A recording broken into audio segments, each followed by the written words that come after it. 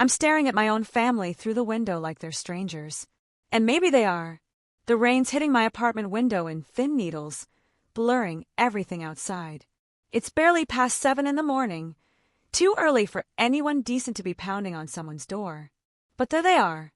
Mom, my sister Brooklyn, her husband Jackson, and the kids. Suitcases lined up on my steps like they just got dropped off by some midnight cab. Pajamas under rain jackets, exhausted faces, and not one single phone call the night before asking if this was okay. I stay perfectly still on the upstairs landing, holding my breath. My stomach knots up the way it always does when I smell trouble coming. But this time I'm not walking toward that door. I'm not opening it. Then I see her grab her phone. For a split second, I think she's about to call me directly. Unleash that lecture straight into my ear. Instead, my phone lights up with Dad's name. She's not calling me at all. She's calling him. Through the crack in my curtain, I watch her pacing back and forth, voice pitched loud enough to cut through the drizzle. Honey, your crazy daughter won't let us in. We're stuck on the stairs with all our stuff and these kids. Every single word is meant for me. Even though she's aiming them at him, I feel the heat crawl up my neck. A sting sharper than the rain outside. It's not enough that I said no. Now she wants him to drag me back to yes. I can picture him right now, sitting in that leather office chair with his quiet sigh, already deciding how to smooth this over without asking what it'll cost me. The phone vibrates in my hand. His name glows against the screen like I already know which side he's chosen. That buzzing pulls me back years in an instant. Dad's always been the middleman, the calm voice that comes after Mom's hurricane. When I was little, she'd set the rules and break them whenever it suited her. He'd stand behind her, nodding along, telling me it's not worth the fight, Sage. That was his anthem. Peace at any cost, even if the cost was me. I remember prom night when she decided I couldn't go because the house wasn't clean enough. I'd spent that entire week juggling homework and my job at the Pike Street Cafe, and when I finally collapsed on our couch, she turned it into a conviction. Dad drove me to school the next morning in dead silence. Never once asked if I was okay. Just muttered that I should let it go, because upsetting her would ruin everything for everyone. College wasn't any different. During finals at University of Washington, she called me 3 times in 1 week to babysit Brooklyn's kids. I said I couldn't. Then came Dad's voice on speaker. She just needs you for a little while, Sage. You're good with them, and your mom's exhausted. I went. I always went. And that grade I tanked that semester never mattered to them. Now I'm standing in my own apartment with their shadows on my porch, and I feel that familiar weight pressing down again. Mom's voice, sharp as broken glass, and Dad about to follow with his softer poison. Same playbook they've used my entire life. She demands. He pressures. I cave. The rain outside keeps tapping against my windows like it's keeping time with my heartbeat. I stare at the phone in my palm, his name glowing like a command. My thumb hovers over the screen, knowing that answering would be the first step toward surrender. Instead, I slide the phone onto my counter and let it buzz itself quiet. The knocking gets louder. Brooklyn's voice drifts through, trying to sound reasonable. Sage, come on. We just need somewhere to crash for a few days. I stand perfectly still, realizing that this time, I don't have to move at all. From the window, I watch Mom tilt her chin higher. Her voice pitched, just loud enough to drift across the street. She knows exactly what she's doing. Every word into that phone isn't just for Dad. It's for the neighbors walking their dogs, for anyone glancing out from their porches. We're stuck here in the rain, she says, dragging those syllables like chains, with the kids and all our bags, and she won't open the door. A man with a red umbrella slows near the sidewalk, pretending to check his watch but really listening. Mom's performance has found its audience. Brooklyn shifts her weight from one foot to the other, whispering something to Jackson, who keeps his eyes glued to the ground. The kids fidget, one tugging at Brooklyn's sleeve, another sitting down on a suitcase. My phone buzzes again. Text from Dad this time. What are you doing? Just let them in. I stare at those words until they blur, my chest getting tight. He wasn't there 2 weeks ago when I sent that message about needing space after the procedure. He wasn't there when I begged for 1 month of quiet to heal. When I said I couldn't carry everyone else's weight while I was trying to stand on my own feet. Now he shows up, not to ask how I'm holding up, but to tell me to surrender.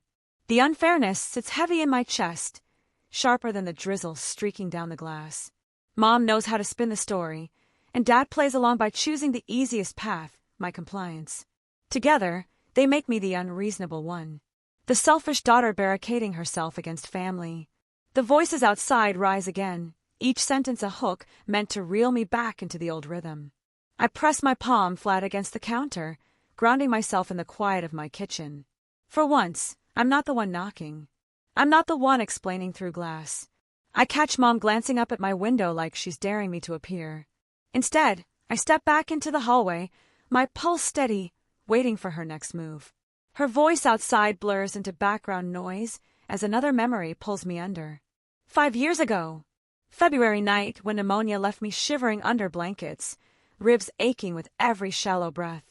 Doctor said don't leave your room. Rest. Avoid stress. But that night, music pounded through our walls. Laughter spilled down the hallway, and the smell of pizza grease and cheap wine seeped under my door. I dragged myself out of bed, blanket wrapped around my shoulders, and found our living room packed with strangers. Mom stood in the center like royalty, wine glass in hand, smiling like nothing was wrong. "It's just a few friends from work," she said, waving me off when I asked what was happening. My orchid had been shoved into a corner, couch cushions scattered to make room for a folding table covered in paper plates. And there was Dad, leaning by the fireplace, nodding politely to someone I'd never seen before. He saw me, saw the sweat on my forehead, the tremor in my hands. But his eyes just slid away. Not one word, not even a glance that acknowledged the state I was in. He stayed quiet until the last guest left. When I asked him later why he didn't say anything, he just rubbed his temple. "It wasn't worth the fight, Sage." That phrase has followed me like a shadow ever since. It wasn't worth the fight. When Mom screamed, when she lied, when she demanded more than I had to give, his silence kept her throne upright. Standing in my kitchen now, those voices outside pressing harder, I realized the betrayal was never just hers. It was theirs.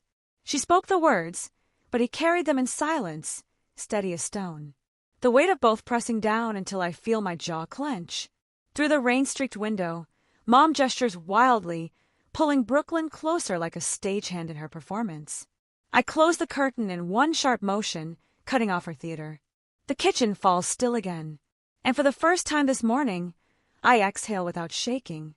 The stillness holds me, bracing me for what I know will come next. Next afternoon, the rain's eased into mist when I hear a light tap on my back door. Not Mom's pounding rhythm, something careful. I open it to find Parker, my old friend from college, holding a paper bag of pastries. She lives 2 blocks away now. Though our paths only cross occasionally, she still has this knack of showing up at exactly the right moment. She steps inside, setting the bag on my counter. "Your front porch was quite the scene yesterday," she says gently. Half the neighborhood was whispering. I don't answer. My silence must tell her enough because she keeps going, lowering her voice. I saw something else too. At Brooklyn's place, new people moving in with a big SUV. Washington plates, beach chairs, coolers. Looked like they were setting up for summer. I checked the listing later. It's up on Airbnb. 2 months blocked out.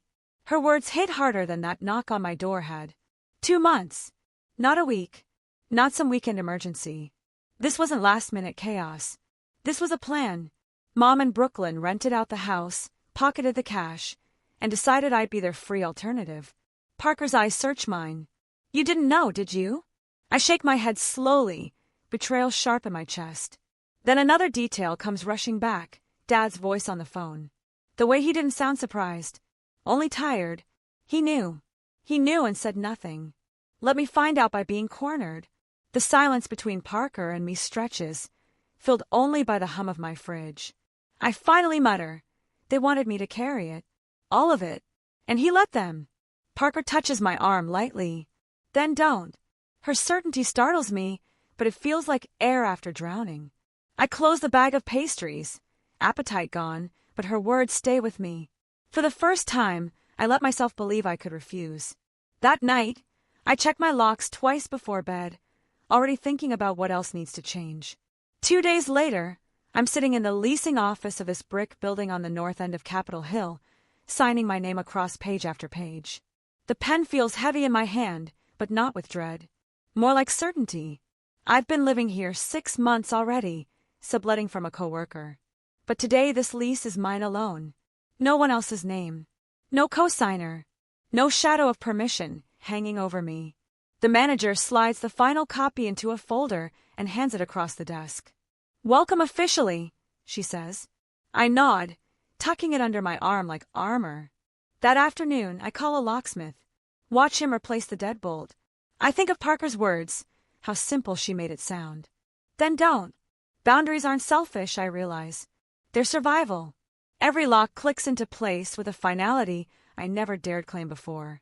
4 years, I let my parents' needs leak into every corner of my life. Now, for the first time, I'm sealing off my own space. I boil water for tea as the locksmith leaves, the quiet in my apartment steadying me. My phone buzzes on the counter. Dad's name again. I let it ring once, twice, before answering. "Sage," he begins, voice low and tired. "Your mother says this is going too far. Don't embarrass us. Just let them stay a little while." Embarrass us. Those words land like stones. It's not about me, my healing, or the truth of what they did. It's about appearances, about keeping the family image smooth while I pay the cost. I close my eyes, steadying my breath. "Dad, they rented out Brooklyn's house. They planned this. You knew." Silence. Then a sigh. "It's complicated."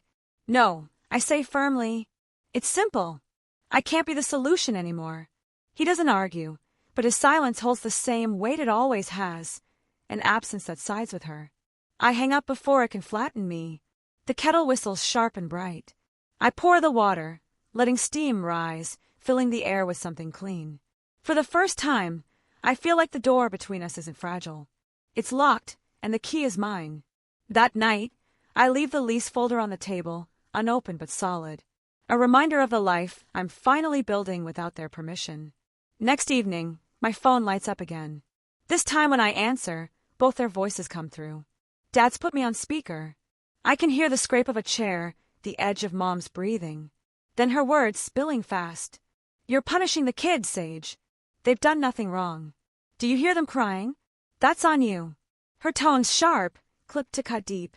I sit at my kitchen table, eyes fixed on the folder with my lease papers. My hand trembles, but not with fear. Anger steadies it. "I'm not punishing anyone," I say slowly. "I'm protecting myself. You should try it."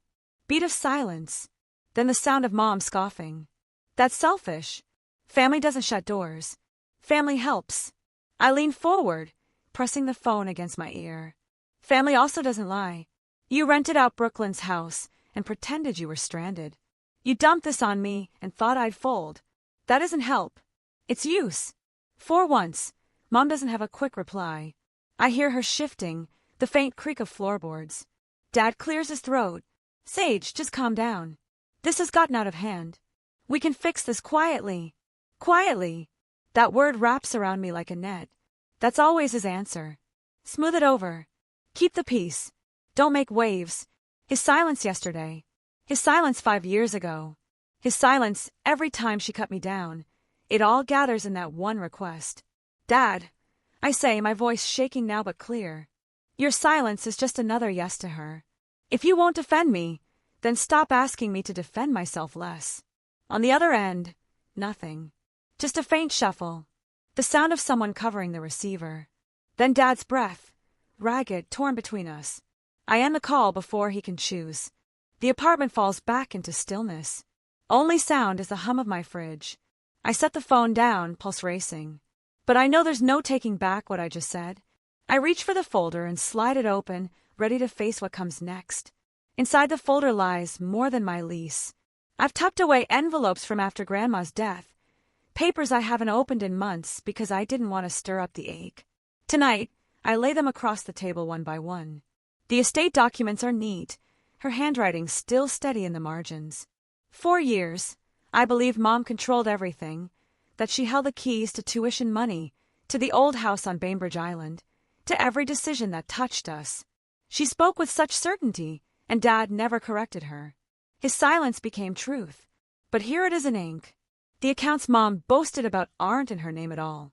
The The trust for Brooklyn's children got reassigned to my cousin Leora. The medical directive names Marta Cohen, a neighbor grandma trusted more than her own daughter. The deed to the Bainbridge property is still intact, but the clause beneath it is unmistakable. This property shall not be transferred to any heir who disregards the stated boundaries of the estate holder. I run my finger along that line, throat tightening. Boundaries written into law. Grandma saw what I'm only now admitting, that Mom's hunger would consume everything if left unchecked. She wrote her defense in advance. Quiet, but final. I think of Dad then. All those times he said, "It's complicated." All the times he chose not to interfere. He let her story stand. Let me believe she had the authority. In truth, he gave it away through inaction, the weight of his silence leaving her unchecked. I stacked the papers neatly again, but their meaning no longer feels hidden. Grandma already drew the line for me. I only had to decide whether to keep standing on it.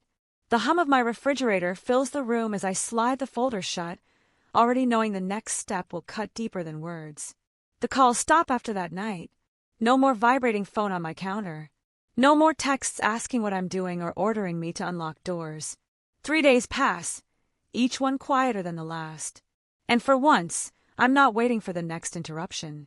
At first the silence feels unnatural, like the pause before a storm. But it doesn't break. I wake each morning to the sound of gulls drifting in from Elliott Bay and the low hum of buses starting their routes down Broadway. The noise belongs to the city, not to my parents. And I let it settle around me. I make coffee the way I like it. Strong. No sugar. No one wrinkling their nose at the bitterness. I eat when I'm hungry, not when someone else expects a meal. Even the air inside my apartment feels lighter, no tension pressing against the walls. For the first time in years, I'm not glancing over my shoulder for their approval. At night, I sit with the folder still on the table, unopened but steady. Knowing it's there is enough. The words inside no longer threaten me. They anchor me. Grandma wrote a truth my parents can't erase, and I chose to step into it. By the third evening, I stopped checking my phone altogether. If their names flash across the screen, it doesn't matter anymore. Their silence isn't punishment. It's space.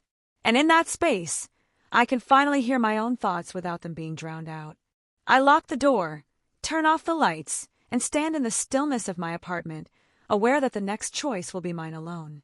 The lease folder sits open on the table. This time I don't hesitate. I sign each page slowly, pressing the pen hard enough that the strokes leave grooves in the paper. No father's cosign. No mother hovering over my shoulder. No conditions hidden in the margins. It's my name alone, written clean and steady. When the manager hands me the keys, the weight of metal in my palm feels like a promise. I walk through the apartment again, every room echoing with possibility. The walls are bare, the windows streak-free, but the emptiness doesn't feel lonely. It feels earned. I hang a single photo on the wall, not of my parents, but of Grandma standing in her garden, sunlight cutting across her face. She knew the cost of silence, and she chose to write boundaries into permanence. I'm only following through. 4 years, I was told that family is obligation, that saying no is betrayal, that sacrifice proves love, but sitting in my own living room, lease paper stacked beside me, I see it differently. Family should be chosen, not endured. Love shouldn't be currency traded for compliance. The rain begins again outside, soft patter against the glass. I curl into the armchair by the window, coffee cooling on the table, keys still resting in my hand. The voices that once filled every corner of my life are gone, replaced by the steady quiet of my own making. I look at the door, its new lock glinting faintly in the lamplight, and feel the truth settle. I warned them, and this time I kept my word.